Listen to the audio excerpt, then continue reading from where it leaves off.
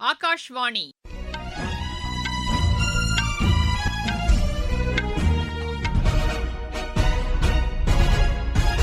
செய்திகள் வாசிப்பவர் சுமித்ரா ரத்னம். தலைப்புச் செய்திகள்: விவசாயிகளின் நலனுக்காக மத்திய அரசு பல்வேறு திட்டங்களை செயல்படுத்தி வருவதாக குடியரசு துணைத் தலைவர் திரு சி.பி. ராதாகிருஷ்ணன் கூறியுள்ளார்.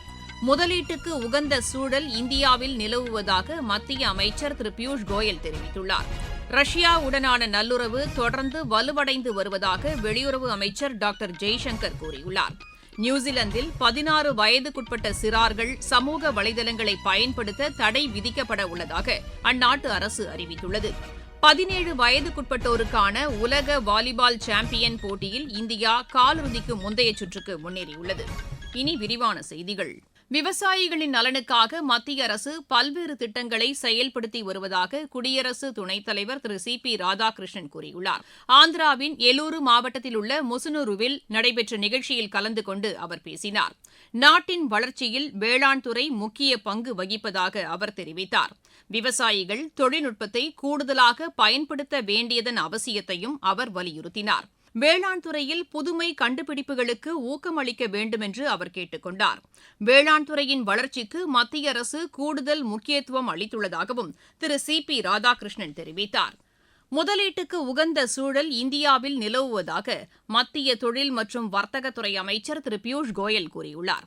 அரசுமுறை பயணமாக ஜப்பான் சென்றுள்ள அவர் இன்று டோக்கியோவில் அந்நாட்டு தொழில்துறையினருடன் கலந்துரையாடினார். உற்பத்தி துறையில் உள்ள வாய்ப்புகளை ஜப்பான் நிறுவனங்கள் பயன்படுத்திக் கொள்ள வேண்டும் என்றும் அவர் கேட்டுக் கொண்டார். இந்தியாவின் வளர்ச்சியில் ஜப்பான் பங்கேற்க வேண்டும் என்றும் அவர் கோரினார். முதலீடு தொடர்பாக நிறுவனங்கள் வெளியிட்ட அச்சங்களை களைவதற்கான புதிய விதிகள் அடுத்த 2 மாதங்களுக்குள் கொண்டுவரப்படும் என்றும் திரு பியூஷ் கோயல் தெரிவித்தார்.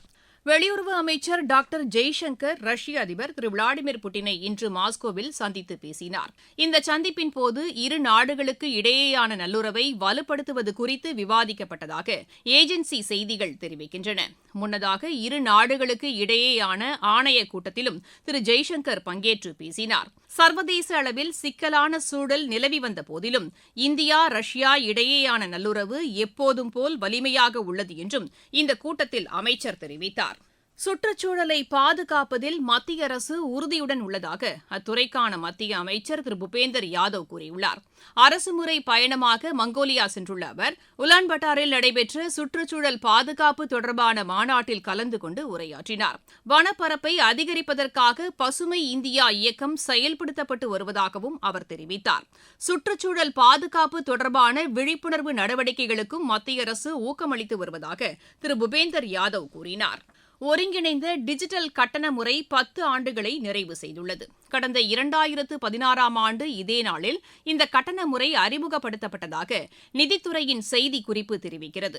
தொடக்கத்தில் 7000 கோடி ரூபாய் அளவிற்கு இருந்த டிஜிட்டல் பண பரிவர்த்தனை கடந்த நிதியாண்டில் 314 லட்சம் கோடி ரூபாய் அளவிற்கு அதிகரித்துள்ளதாக அதில் குறிப்பிடப்பட்டுள்ளது. இது 4000 மடங்கு அதிகமாகும் என்றும் அந்த செய்திக்குறிப்பில் தெரிவிக்கப்பட்டுள்ளது.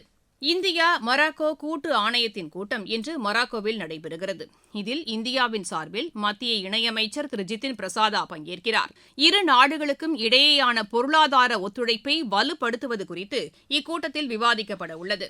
விடுதலை போராட்டத்திலும் தேசிய ஒருமைப்பாட்டிலும் பழங்குடியினரின் பங்கு இன்றியமையாதது என்று மத்திய பழங்குடியினர் நலத்துறை இணையமைச்சர் திரு துர்காதாஸ் உய்கே கூறியுள்ளார். கர்நாடக மாநிலம் மைசூருவில் பழங்குடியினர் மொழிகள் தொடர்பான 3 நாள் தேசிய மாநாட்டினை இன்று தொடங்கி வைத்து அவர் பேசினார். பழங்குடியினரின் பாரம்பரியம் மற்றும் கலாச்சாரத்தை பாதுகாக்க அனைவரும் உறுதியேற்றுக் கொள்ள வேண்டும் என்றும் அமைச்சர் கேட்டுக் கொண்டார். தேசிய பாதுகாப்பு ஆலோசகர் திரு அஜித் தோவல் 2 நாள் அரசுமுறை பயணமாக சீனா சென்றடைந்தார். பெய்ஜிங்கில் நடைபெறவுள்ள இரு நாடுகளின் சிறப்பு பிரதிநிதிகளுக்கிடையேயான பேச்சுகளில் அவர் பங்கேற்கிறார். சீனா சார்பில் அந்நாட்டு வெளியுறவு அமைச்சர் திரு வாங் யி பங்கேற்கிறார். இதனை செய்தியாளர்களிடம் தெரிவித்த அந்நாட்டு வெளியுறவு செய்தி தொடர்பாளர் திரு லின் ஜியன், எல்லை பிரச்சினை மற்றும் சர்வதேச விவகாரங்கள் இந்த பேச்சுகளில் இடம்பெறும் என்றார். ஒரே நாடு ஒரே தேர்தல் குறித்து ஆய்வு செய்வதற்காக அமைக்கப்பட்ட நாடாளுமன்ற கூட்டுக்குழு இன்று காங்கிரஸ் கட்சியைச் சேர்ந்த முன்னாள் மத்திய அமைச்சர் திரு ப. சிதம்பரம் மற்றும் பல்வேறு தலைவர்களின் கருத்துக்களை கேட்டறிந்தது. பத்ம விருதாளர்கள் 10 பேரும் தங்களது கருத்துக்களை இக்குழுவினரிடம் சமர்ப்பித்தனர். பின்னர் செய்தியாளர்களிடம் பேசிய இக்குழுவின் தலைவரான பிஜேபி நாடாளுமன்ற உறுப்பினர் திரு பி சௌத்ரி, மக்களவைக்கும் சட்டப்பேரவைகளுக்கும் ஒரே நேரத்தில் தேர்தல் நடத்துவது சட்டத்திற்கு எதிரானது அல்ல என்று தெரிவித்தார். நீங்கள் கேட்டுக்கொண்டிருப்பது ஆகாஷ்வாணியின் செய்தி அறிக்கை. ஊரக வளர்ச்சிக்கான புதிய அத்தியாயம். வளர்ச்சியடைந்த இந்தியாவிற்கான ஊரக வேலைவாய்ப்பு உறுதி மற்றும் வாழ்வாதார சட்டம் செயல்பாட்டிற்கு வந்துள்ளது. இந்த சட்டம் வருடத்திற்கு 125 நாட்கள் வேலையை உறுதி செய்கிறது. இதில் வாரந்தோறும் ஊதியம் வழங்கப்படுவது கட்டாயமாக்கப்பட்டுள்ளது. நாள்தோறும் குறைந்தபட்சம் 300 ரூபாய் ஊதியத்தை இந்த சட்டம் உறுதி செய்கிறது. பணி முடிந்த 15 நாட்களுக்குள் ஊதியம் வழங்குவதை உறுதி செய்வதற்கான அம்சங்களும் இதில் இடம்பெற்றுள்ளன. ஊதியம் காலதாமதமாக வழங்கப்பட்டால் அதற்கான இழப்பீட்டுத் தொகைக்கும் இதில் வகை செய்யப்பட்டுள்ளது. வளர்ச்சியடைந்த இந்தியாவிற்கான பயணத்தில் மோடி அரசு தொடரும் சீர்திருத்த நடவடிக்கைகள். மத்திய இடைநிலை கல்வி வாரியத்தின் செயல்பாடுகள் குறித்து கல்வி அமைச்சர் திரு பிரஹ்லாத் ஜோஷி இன்று புதுதில்லியில் ஆய்வு மேற்கொண்டார். இந்த வாரியத்தின் தேர்வு மற்றும் நிர்வாக நடைமுறைகளை வலுப்படுத்துவது குறித்து இக்கூட்டத்தில் விரிவாக விவாதிக்கப்பட்டதாக எமது செய்தியாளர் தெரிவிக்கிறார். தமிழகத்தில் உள்ள அரசு கல்லூரிகளில் 6000 உதவி பேராசிரியர்கள் 3 கட்டங்களாக நியமிக்கப்பட உள்ளதாக உயர்கல்வித்துறை அமைச்சர் திரு விஸ்வநாதன் அறிவித்துள்ளார். இன்று சட்டப்பேரவையில் தமது துறை மானிய கோரிக்கை மீதான விவாதத்திற்கு பதிலளித்து அவர் பேசினார். மாணவர்கள் உயர்கல்வியை தொடர்வதற்கு ஏதுவாக 20 லட்சம் ரூபாய் வரை பிணையற்ற கல்விக் கடன் வழங்க வகை செய்யும் கல்வி உத்தரவாத சட்டம் செயல்படுத்தப்படும். தமிழகத்திற்கென தனித்துவமான அறிவியல் மற்றும் தொழில்நுட்ப கொள்கை உருவாக்கப்படும். உருது மொழி மேம்பாட்டிற்காக 1 கோடி ரூபாய் நிதி ஒதுக்கீடு செய்யப்படும் என்பன உள்ளிட்ட பல அறிவிப்புகளை அமைச்சர் வெளியிட்டார். அசாமின் மழை வெள்ள பாதிப்பு குறித்த விவரங்களை உள்துறை அமைச்சர் திரு அமித்ஷாவிடம் தெரிவித்துள்ளதாக அம்மாநில முதலமைச்சர் திரு ஹிமந்தா பிஸ்வா சர்மா கூறியுள்ளார். சமூக வலைதளத்தில் இதனை தெரிவித்துள்ள அவர் திரு அமித்ஷாவை புதுதில்லியில் சந்தித்ததை சுட்டிக்காட்டியுள்ளார். மழை வெள்ளத்தால் பாதிக்கப்பட்டுள்ள பகுதிகளில் மேற்கொள்ளப்பட்டு வரும் மீட்புப் பணிகள் குறித்து எடுத்துரைத்ததாகவும் அவர் தெரிவித்துள்ளார். அசாமின் வளர்ச்சித் திட்டங்கள் குறித்து இந்த சந்திப்பின் போது விவாதிக்கப்பட்டதாகவும் திரு ஹிமந்தா பிஸ்வா சர்மா கூறியுள்ளார். பஞ்சாப் சட்டப்பேரவை தேர்தலில் பிஜேபி தனித்து போட்டியிடும் என்று அக்கட்சியின் பொதுச் செயலாளர் திரு BL சந்தோஷ் கூறியுள்ளார். பட்டியாலாவில் நிகழ்ச்சி ஒன்றில் பேசிய அவர் பஞ்சாப் மக்கள் ஆட்சி மாற்றத்தை விரும்புவதாக தெரிவித்தார். பஞ்சாப் சட்டப்பேரவை தேர்தல் அடுத்த ஆண்டு நடைபெறவுள்ள நிலையில் அதற்கான முன்னேற்பாட்டு பணிகளை பிஜேபி மேற்கொண்டு வருவதாக திரு BL சந்தோஷ் தெரிவித்தார். கோவாவில் சட்டவிரோத பண பரிவர்த்தனை தடுப்புச் சட்டத்தின் கீழ் 2 பேரை அமலாக்கத்துறையினர் கைது செய்துள்ளனர். டிஜிட்டல் கைது முறைகேட்டில் ஈடுபட்டு 2 கோடி ரூபாய் வரை பணம் பறித்ததாக தொடரப்பட்ட வழக்கில் இந்த கைது நடவடிக்கை மேற்கொள்ளப்பட்டுள்ளதாக அமலாக்கத்துறையின் செய்திக்குறிப்பு தெரிவிக்கிறது. நியூசிலாந்தில் 16 வயதுக்குட்பட்ட சிறார்கள் சமூக வலைதளங்களை பயன்படுத்த தடை விதிக்கப்பட உள்ளதாக அந்நாட்டு பிரதமர் திரு கிறிஸ்டோபர் லக்சான் கூறியுள்ளார். சமூக வலைதளத்தில் இதனை தெரிவித்துள்ள அவர் இதற்கான மசோதா நாடாளுமன்றத்தில் தாக்கல் செய்யப்பட உள்ளதாக தெரிவித்துள்ளார்.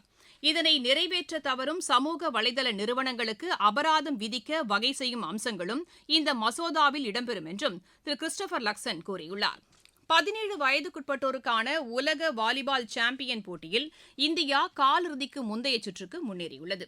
தோஹாவில் நடைபெற்று வரும் இப்போட்டியில் இன்று நடைபெற்ற லீக் ஆட்டத்தில் இந்தியா ரொமேனியாவிடம் தோல்வியடைந்தது. இருப்பினும் கூடுதல் புள்ளிகள் அடிப்படையில் காலிறுதிக்கு முந்தைய சுற்றுக்கு தகுதி பெற்றது. ஆசிய ஜூனியர் கிளாசிக்கல் செஸ் சாம்பியன் போட்டியின் மகளிர் பிரிவு 7வது சுற்று முடிவில் இந்தியாவின் பிரதித்தி பர்தோலாய் முதலிடத்தில் உள்ளார். உலகக்கோப்பை ஹாக்கி போட்டியின் ஆடவர் பிரிவில் இந்தியா அர்ஜென்டினா இடையேயான ஆட்டம் நெதர்லாந்தின் ஆம்ஸ்டல்வேனில் தற்போது நடைபெற்று வருகிறது. வின்ஸ்டன் சாலெம் ஓபன் டென்னிஸ் போட்டியில் இந்தியாவின் DK சுரேஷ் பிரதான சுற்றுக்கு முன்னேறியுள்ளார். புடாபெஸ்ட் ஓபன் ஸ்குவாஷ் போட்டி இன்று தொடங்குகிறது. இந்தியாவின் சார்பில் வீர் சோட்ரானி உள்ளிட்டோர் இதில் பங்கேற்கின்றனர். மீண்டும் தலைப்புச் செய்திகள். விவசாயிகளின் நலனுக்காக மத்திய அரசு பல்வேறு திட்டங்களை செயல்படுத்தி வருவதாக குடியரசு துணைத் தலைவர் திரு CP ராதாகிருஷ்ணன் கூறியுள்ளார். முதலீட்டுக்கு உகந்த சூழல் இந்தியாவில் நிலவுவதாக மத்திய அமைச்சர் திரு பியூஷ் கோயல் தெரிவித்துள்ளார்.